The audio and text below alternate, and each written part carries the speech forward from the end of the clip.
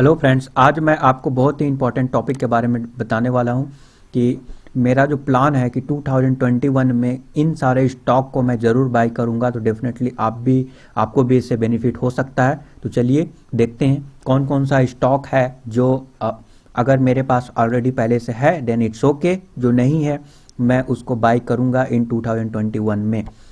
और मेरा 2021 का एटलीस्ट मिनिमम इन्वेस्टमेंट अमाउंट जो है डिसाइड किया हूँ कि ये होना चाहिए। आप भी चाहें तो 1 ईयर में अगर आप चाहें तो इतना अमाउंट 2,32,000 चाहे तो आप इन्वेस्ट कर सकते हैं।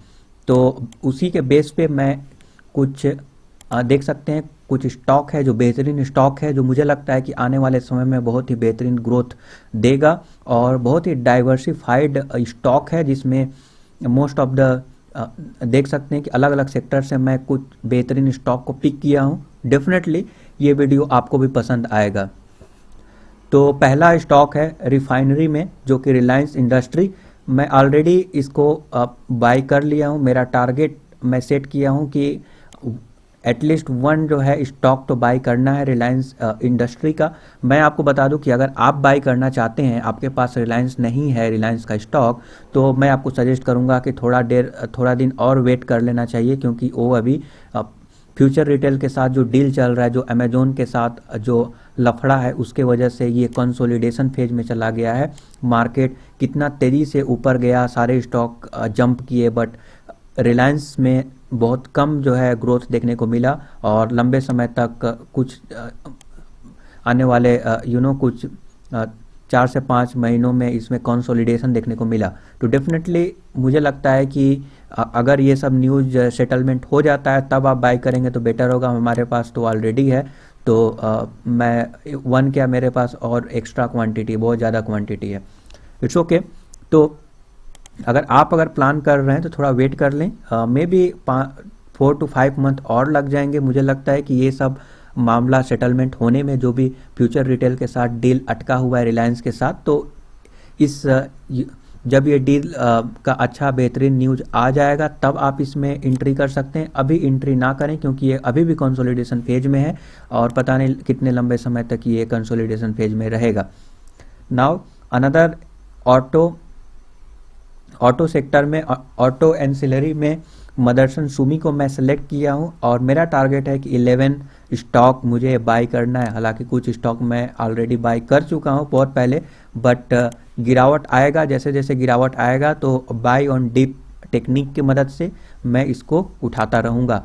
तो मदरसन सुमी आने वाले समय में फ्यूचर में ग्रोथ देखने को मिल रहा है। मीन्स जब, जैसा कि आपको पता है कि इलेक्ट्रिक व्हीकल आने वाला है कुछ समय में, तो फ्यूचर ग्रोथ के हिसाब से मदरसन सुमी में तेज़ी देखने को मिल सकता है, इसको बेनिफिट हो सकता है। तो इसीलिए मैं इसको पिक किया हूँ। आप चाहें तो इसे भी आप अपने पोर्टफोलियो में रख सकते हैं, बट ध्यान रहे हाई वैल्यूएशन पे कभी नहीं बाई करना है। जब लो वैल्यूएशन मिले तो बाई करें। 1 ईयर में कभी ना कभी मौका तो आएगा जब वैल्यूएशन लो रहेगा।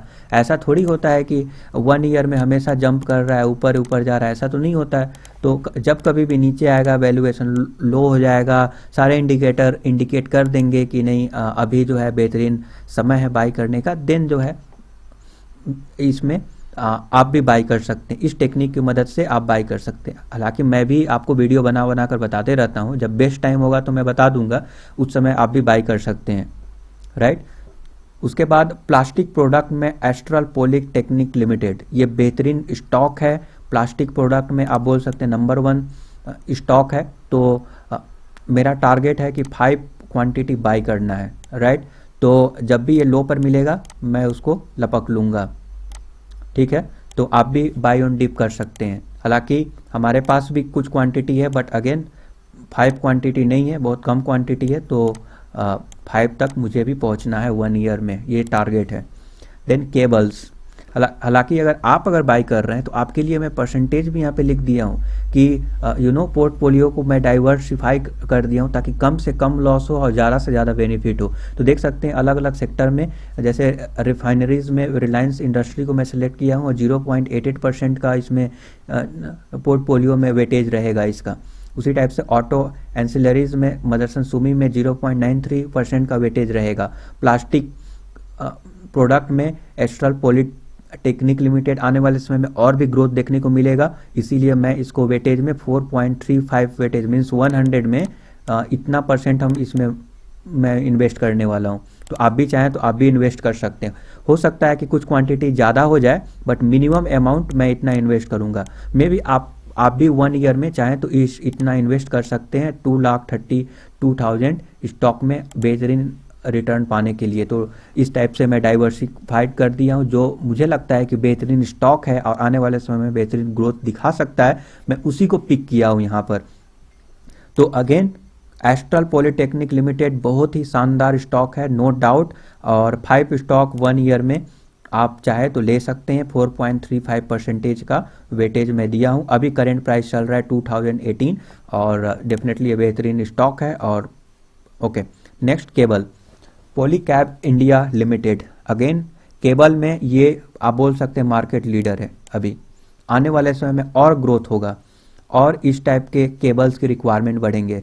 तो मैं 15 क्वांटिटी बाय करूंगा। 8.58% इसका वेटेज दिया हूं, क्योंकि मुझे फ्यूचर में बेहतरीन ग्रोथ देखने को मिल रहा है, इसीलिए ज़्यादा वेटेज मैं इसको दिया हूं। 8.58% का वेटेज मैं दिया हूं। 1 ईयर में मैं एक्यूमुलेट करूंगा 15 स्टॉक। आप भी चाहे तो आप भी एक्यूमुलेट कर सकते हैं। अगर आपके पास नहीं है, आप चाहते हैं तो इन स्टॉक को कर सकते हैं। और मैं आपको बता दूं कि ये बहुत बेहतरीन ग्रोथ देने वाला है। पॉलीकैब इंडिया लिमिटेड बेहतरीन ग्रोथ आने वाले समय में ये देगा।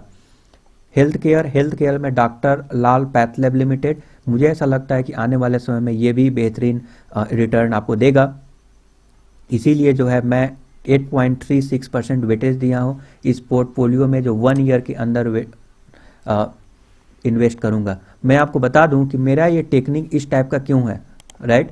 तो देखिए कि होता क्या है कि आप 4-5 स्टॉक को पिक कर लिए और हर मंथ एसआईपी कर रहे हैं, तो उसमें प्रॉब्लम क्या होता है, आप सपोज एट 5 कंपनी अगर उसी में एसआईपी कर रहे हैं, तो जाहिर सी बात है 5 कंपनी में अगर कुछ भी होता है, मीन्स इस टाइप से डाइवर्सिफिकेशन तो नहीं हो पाएगा। जाहिर सी बात है, आप कोई सेक्टर पिक करेंगे तो सपोज एट 5 या 6 स्टॉक है, उसी में आप हर महीने या फिर हर 2 महीने में एसआईपी कर रहे हैं, बट यहाँ पे डाइवर्सिफाइड हो जाता है, राइट। अमाउंट कितना इन्वेस्ट हो रहा है, 2034। तो मान लीजिए आप पिछले मंथ पॉलीकैब ले लिए थे, पॉलीकैब भी बढ़िया है और एस्ट्रल पॉलीटेक्निक लिमिटेड ये भी अच्छा है, दोनों मतलब ठीक ठाक है, दोनों बेहतरीन है, दोनों ही आपको लेना चाहिए। आप एक ही चीज़ को बार बार ले रहे हैं, राइट, हर मंथ एक ही चीज़ को ले रहे हैं, बट ये भी बढ़िया है। अब इसमें प्रॉब्लम, इसमें आपको बेनिफिट क्या होगा कि कल जो है ये अपर सर्किट लगा रहा है तो अगला दिन ये अपर सर्किट लगाएगा, फिर सपोज दैट ये दोनों डाउन है तो अगला दिन जो है suppose that Tata Motors upper circuit लगा रहा है, अगर ये डाउन है तो आपको एल्किल एमाइन जो है अपर सर्किट लगा रहा होगा, अगर ये डाउन है तो मान लीजिए इन्फोएज अपर सर्किट लगा रहा होगा। तो डेफिनेटली आपको इंजॉय कर पाएंगे इस टाइप का। अगर डाइवर्सिफिकेशन करते हैं अपने स्टॉक में तो आपको मज़ा आएगा, राइट। और जो आप स्टॉक ले रहे हैं ना, वो लंबे समय तक होल्ड कीजिए। हाँ, आपको समय समय पर देखते रहना पड़ेगा। अगर मान लीजिए किसी स्टॉक का रिजल्ट खराब आ रहा है, क्वार्टर बाय क्वार्टर अगर रिजल्ट आ रहा है वो ठीक ठाक नहीं है, अगर ग्रोथ भी ज़्यादा नहीं है, तो उसको रिप्लेस भी करना पड़ेगा अदर बेहतरीन स्टॉक के साथ, राइट। इसके अलावा आपको आईपीओ में भी इन्वेस्ट करना है, राइट। कुछ आईपीओ बेहतरीन अगर आ गए बीच में तो आप उनको अपने पोर्टफोलियो में भी जगह देंगे, तो डेफिनेटली उसके हिसाब से मिनिमम इतना आप चाहें तो साल में इन्वेस्ट कर सकते हैं। मेरा तो प्लान यही है, देखते हैं आगे क्या होता है। इसमें से बहुत सारे स्टॉक ऑलरेडी मेरे पास हैं, जो क्वांटिटी में लिखा हूँ उससे ज़्यादा ही हैं। ओके, तो मैं आज का जो प्राइस है वो प्राइस भी मैं नोट कर दिया हूँ, ताकि फ्यूचर के रेफरेंस के लिए आपको दिखाना पड़े तो आसान हो कि मैंने इस लेवल पे बताया था, अभी ये लेवल चला गया, ठीक है। तो आप भी चाहें तो इन्वेस्ट कर सकते हैं। तो देख सकते हैं यहाँ पे, इसीलिए डाइवर्सिफिकेशन जरूरी है। तो पॉलीकैब इंडिया लिमिटेड बेहतरीन स्टॉक है, 8.58 यहाँ पे मैं जगह दिया हूँ, क्योंकि ऑफकोर्स इसमें ज़्यादा अपर सर्किट लगते हैं। हेल्थ केयर, अब हेल्थ केयर में डॉक्टर लाल पैथलैब मैं आपको बता दिया कि 8.36, इसमें 8 क्वांटिटी मैं चाहूँगा बाई करना आने वाले इस 2021 में, मीन्स करेंट जो 2021 चल रहा है। Then another stock Dixon technology, already हमारे पास अच्छा खासा क्वांटिटी है। हालांकि आप चाहें तो एक क्वांटिटी इसमें से बाय करके रख सकते हैं, एक क्वांटिटी आप डिक्सन टेक्नोलॉजी को दे सकते हैं, और इसको मैं 8.04% वेटेज दिया हूँ अपने पोर्टफोलियो में। मीन्स ये पोर्टफोलियो 1 ईयर का प्लान है, मतलब हर मंथ एसआईपी नहीं करना है, 1 ईयर में इतना अचीव करना है इस टारगेट को। ओके, नाउ ये समझ गए डिक्सन टेक्नोलॉजी, एक क्वांटिटी आप बाई कर सकते हैं। ऑटोमोबाइल सेक्टर में टाटा मोटर्स, देखिए ऐसे तो ऑटोमोबाइल सेक्टर में बहुत सारे स्टॉक हैं जो बेहतरीन प्रदर्शन कर रहे हैं, बट मुझे personally future growth Tata Motors में ज़्यादा दिखता है। ऐसा इसलिए नहीं कि रिसेंट दिनों में बहुत अपर सर्किट लगा, इसलिए कि इसमें बेहतरीन ग्रोथ देखने को मिल रहा है। आने वाले समय में इलेक्ट्रिक व्हीकल का जब जमाना आएगा, तो दुनिया आएगा, तो डेफिनेटली टाटा मोटर्स को यहाँ पे चांसेस मिल सकता है। कई सारे कंपनीज के साथ ये टाई अप भी कर सकता है, क्योंकि देख रहे हैं ना यहाँ पे टाटा का ब्रांड लगा हुआ है, तो डेफिनेटली, और ये कोर बिजनेस है टाटा का, तो डेफिनेटली इस पे तो फोकस रहेगा ही टाटा का, और डेफिनेटली आने वाले समय में इसका ग्रोथ देखने को मिलेगा। तो इसीलिए मदरसन सुमी और टाटा मोटर्स दोनों को मैं चाहूँगा बाय करना, अर्ली बाय करना, क्योंकि आने वाले समय में मुझे लगता है कि ये प्रॉफिट देगा। देन कंस्ट्रक्शन, अगेन भारत को डेवलप करना है, तो बिना कंस्ट्रक्शन का तो डेवलपमेंट होगा नहीं, और उसमें जो मार्केट लीडर हैं लेसर्न टर्बो limited, L and T and PNC Infratech, ये बहुत सारे गवर्नमेंट प्रोजेक्ट का प्रोजेक्ट लिया हुआ है, और डेफिनेटली आने वाले समय में ग्रोथ मिल सकता है, इसीलिए मैं इसको पिक किया हूँ। तो ऑलमोस्ट दोनों को इक्वली डिवाइड कर दिया हूँ, 8.58 8.74%। देन अनदर स्टॉक है FL India private limited, again ये डिजिटल मार्केटिंग में बहुत ही बेहतरीन प्रदर्शन कर रहा है। रिसेंट दिनों में आपको 10%, 5%, 15% 2 दिन में देखने को मिला अपर सर्किट। तो क्या आपको अभी बाई करना चाहिए? बिल्कुल नहीं, अभी बाई नहीं करना चाहिए। अभी जब अपर सर्किट जो लग रहा है थोड़ा शांत हो जाएगा, थोड़ा कंसोलिडेट करेगा या फिर नीचे आएगा, तब बाई करेंगे। कोई हड़बड़ी नहीं है, कोई ट्रेन नहीं छूट रहा है, ये छूट गया कोई बात नहीं है, इसको पकड़ लेंगे, इन्फोएज को पकड़ लेंगे, दोनों बेहतरीन है।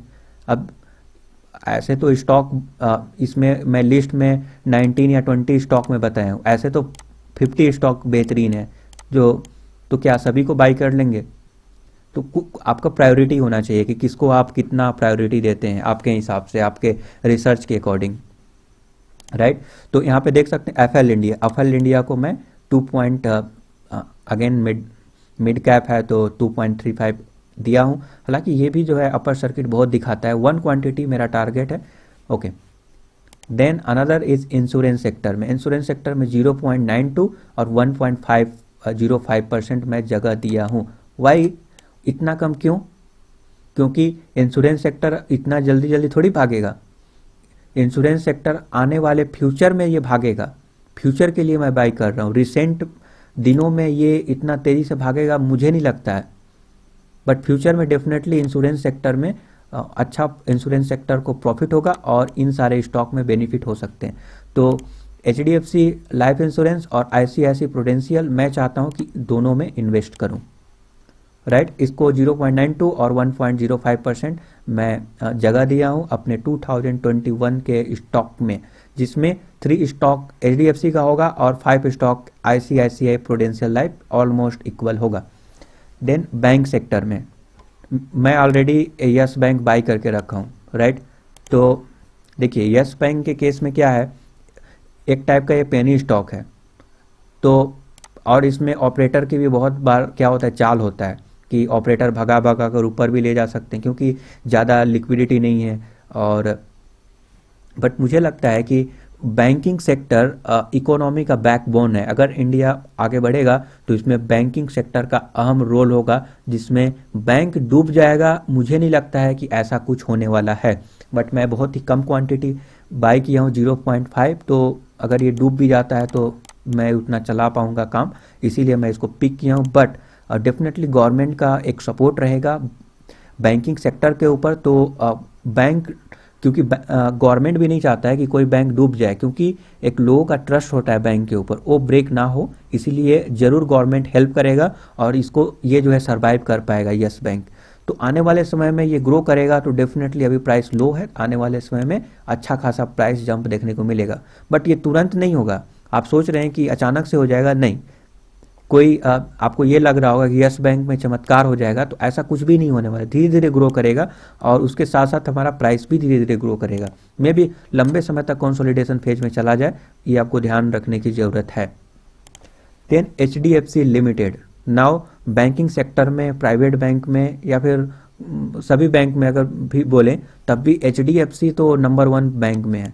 इसको कौन छोड़ सकता है, राइट। ये ज़्यादा नहीं भागेगा बट डेफिनेटली अच्छा खासा रिटर्न देगा। फंडामेंटल बहुत ही स्ट्रॉन्ग कम स्टॉक है, तो डेफिनेटली मैं यहाँ पे 8.17% का वेटेज यहाँ पे दूंगा और 12 क्वांटिटी में बाई करना चाहूँगा। अभी जो प्राइस चल रहा है ना 1581, मुझे लगता है कि नेक्स्ट ईयर में ये डबल भी हो सकता है, मुझे ऐसा लगता है।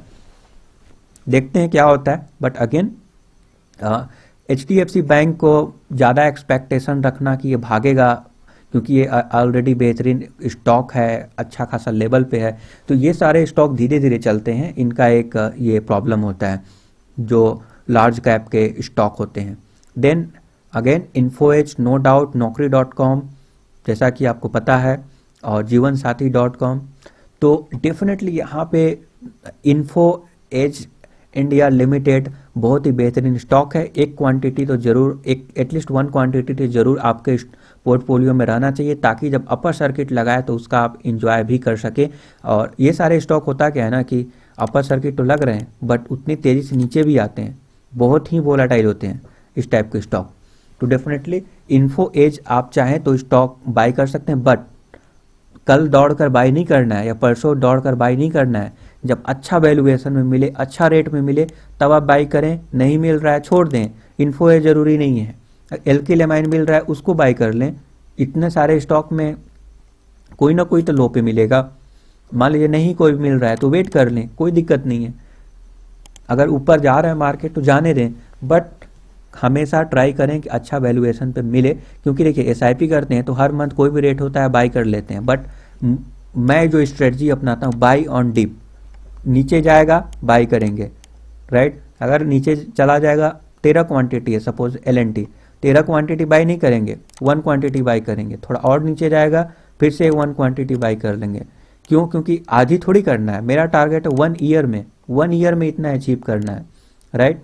तो 2,32,000 1 मंथ में इतना कौन करता है? मतलब इतना पैसा अगर आपके पास सेव हो है तो आप कर सकते हैं, बट जनरली लोगों के पास नहीं होता है, हमारे पास भी नहीं है।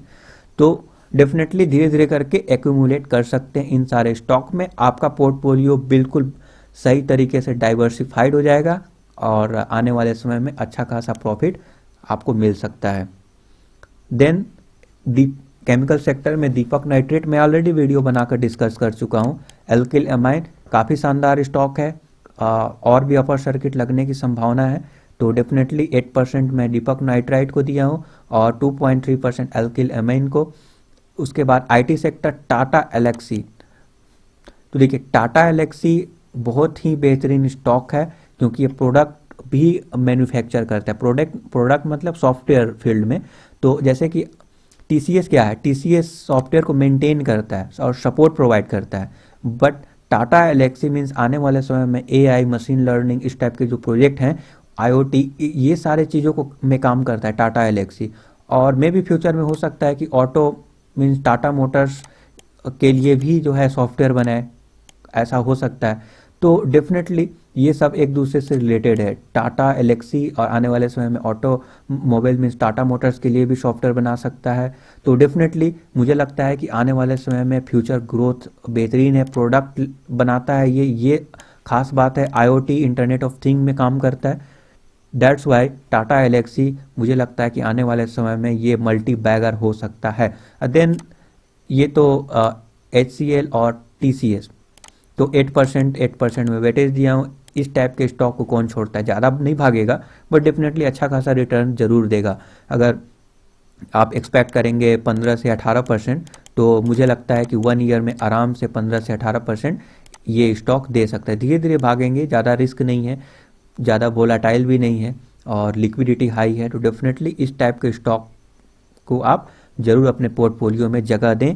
टोटल अमाउंट जो इन्वेस्ट होकर आएगा 1 ईयर में जैसे कि मैं यहाँ पे लिखा हूँ कि 6 क्वांटिटी यहाँ पे बाई होना चाहिए TCS और 21 स्टॉक HCL का। हालांकि मैं आपको बता दूं कि TCS का हमारे पास बहुत ज़्यादा स्टॉक है।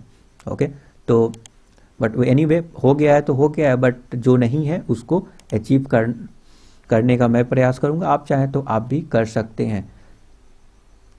और मैं आपको बता दूं TCS टाटा कंसल्टेंसी सर्विस, यहाँ पे देख सकते हैं। अगर हम दिखाएं यहाँ पे तो 28 शेयर हमारे पास हैं, तो ऑलरेडी काफ़ी ज़्यादा है। मैं बाई करना चाहता था जितना, तो 6 क्वांटिटी, बट इट्स ओके, जो पहले से ही बाई हो गया है वो तो ठीक है, बट नेक्स्ट बाकी सभी स्टॉक को भी एक्यूमुलेट करना है। ओके, सबसे इम्पोर्टेंट चीज़ जो भी आप पिक्चर में देख रहे हैं ना, यहाँ पे जो मैं डिस्कस कर रहा हूँ, जो पोर्टफोलियो के बारे में डिस्कस कर रहा हूँ, जो आप यहाँ पे पिक्चर में देख रहे हैं उसको आप चाहें तो पढ़ सकते हैं। ये लिंक है, मैं लिंक डिस्क्रिप्शन में प्रोवाइड कर दूंगा। तो my preferred portfolio for 2021 and beyond, तो देख सकते हैं ये पोर्टफोलियो मैं डिस्क्राइब किया था। इसमें से कुछ स्टॉक मिसिंग थे, जो मुझे लगता है कि मुझे मतलब क्या होता है ना कि 3 to 6 मंथ में मुझे बढ़ने का टारगेट था कि 3 मंथ में मुझे इन सारे स्टॉक को बाई करना है। फिर अगर नहीं हो पाएगा तो 4 मंथ में करेंगे, नहीं तो 6 मंथ में करेंगे। बट इसमें से कुछ स्टॉक ऐसा था, बट बेहतरीन स्टॉक था, इन SIP की वजह से ना उसमें जगह नहीं दे पाया। तो मुझे लगा कि एक ही स्टॉक को बार बार क्यों बाई करना, राइट। हम उसका कुछ क्वांटिटी बाई करेंगे, सारे सपोज दैट 18 क्वांटिटी लेना है एस्ट्रल पॉलिक, फॉर एग्जांपल मैं बता रहा हूँ कि मान लीजिए डिक्सन टेक्नोलॉजी अगर 2 क्वांटिटी लेना है तो एक क्वांटिटी में डिक्सन टेक्नोलॉजी ले लूँगा और एक क्वांटिटी में एस्ट्रल पॉलिक और पॉलीकैब ले सकता हूँ, राइट। तो इस टाइप से मैं डाइवर्सिफाइड कर दिया हूँ। तो पहले हमारा पोर्टफोलियो था जो 4 to 6 मंथ में इन्वेस्ट करने का टारगेट है। देन ये वीडियो भी मैं यहाँ पे डाल दिया हूँ, आप चाहें तो देख सकते हैं। देन जो है यहाँ पे सेकेंड पोर्टफोलियो जो रिसेंटली मैं आपको दिखाया उसका डिटेल्स यहाँ पे है। तो आप चाहें तो अभी करेंट का इन्वेस्टमेंट अमाउंट ये निकल के आता है 2034, ये बढ़ भी सकता है, कम भी हो सकता है। तो ये बहुत ही बेहतरीन तरीका से मैं डाइवर्सिफाइड कर दिया और मुझे लगता है कि ये मेरे हिसाब से प्रॉपर और बेहतरीन पोर्टफोलियो निकल के आएगा। तो आप चाहें तो जस्ट आपको क्या करना है, कॉपी करना है यहाँ से, या फिर आप कहीं पे नोट करके रख सकते हैं। तो यहाँ पे इस साइट पे आना है और आपको कॉपी कर लेना है, ठीक है। कॉपी करके आप रख सकते हैं ताकि फ्यूचर में आपको पता चल सके कि मान लीजिए 5 क्वांटिटी आपको इस ईयर बाई करना है तो 2 क्वांटिटी बाई कर दिए, 3 अभी भी बाकी है टारगेट को अचीव करने के लिए, तो 3 अभी भी बाकी है। मतलब क्या, तो 3 मान के चलिए कि छोड़ दिए, बाद में इसको बाई करेंगे जब और नीचे जाएगा तो बाई ऑन डिप करने का मौका भी आपको मिलता रहेगा। तो मैं आशा करता हूँ ये जानकारी आपको पसंद आया। हालांकि अगर आपके पास लंप सम है तब भी मैं आपको रिकमेंड करूँगा कि हमेशा लो वैल्यूएशन पर ही बाई करें। अगर बाई ही करना है, एकदम डिसाइड कर लिए हैं, तो फिर देखिए आपको पेशेंस ज़रूरी है। पेशेंस ये नहीं कि गिर रहा है तब भी पकड़े रहें स्टॉक को, ये तो पेशेंस चाहिए ही। उसके साथ साथ ये भी पेशेंस चाहिए कि अगर कोई स्टॉक अगर ऊपर जा रहा है, अपर पे अपर सर्किट लगा रहा है, तब भी वेट करें। ऐसा नहीं कि दौड़ कर बाई कर ले, नहीं, यहाँ पर भी आपको पेशेंस दिखाने की ज़रूरत है। यहाँ पर भी नीचे आने का वेट करना है। तो मान लीजिए कि एक अपर सर्किट ऐसे ऐसे लगा रहा है तो आप वेट कर रहे हैं, सपोज दैट यहाँ पे वेट कर रहे हैं, वेट करिए, छूट गया ना ट्रेन, छोड़ दीजिए, दूसरा स्टॉक में ट्राई कीजिए। इतने सारे स्टॉक में बताया हूँ, ठीक है। अब मान लीजिए कि अब 1 महीने बाद आप नोटिस किए कि 2 महीने बाद नोटिस किए कि अचानक से इस लेवल पे आ गया, तो आपको लगा कि मैं तो 2 महीने पहले यहाँ पे बाई करना चाहता था, बट अभी 2 महीने बाद इस लेवल पे मिल रहा है, तो आप फटाक से इसमें बाई कर लेंगे। इस टाइप से आप स्टॉक में आप बाई कर सकते हैं, राइट। तो ये मेरा स्ट्रेटजी है। आई होप कि आपको भी पसंद आएगा और डेफिनेटली आपको भी इससे बहुत ही बेनिफिट होने वाला है। तो मुझे ऐसा लगता है, आई होप कि आपको ये सारा चीज़ समझ में आ गया। उससे पहले ये देख सकते हैं डिस्क्लेमर, ये बहुत ही इंपॉर्टेंट है। तो आप वीडियो को पॉज करके यहाँ पे डिस्क्लेमर पढ़ना ना भूलें, क्योंकि ये जो है, जो भी मैं बताया, इसमें रिस्क भी इन्वॉल्व है, जैसा कि स्टॉक मार्केट में होता है, कभी भी कुछ भी हो सकता है, कोई गारंटी नहीं है, बट स्टिल हम लोग अपना अपना बेस्ट प्रोवाइड करते हैं ताकि लॉस भी हो तो कम से कम हो। तो मैं आशा करता हूँ ये जानकारी पसंद आया होगा। आई होप कि आप सपोर्ट करेंगे। Thank you very much.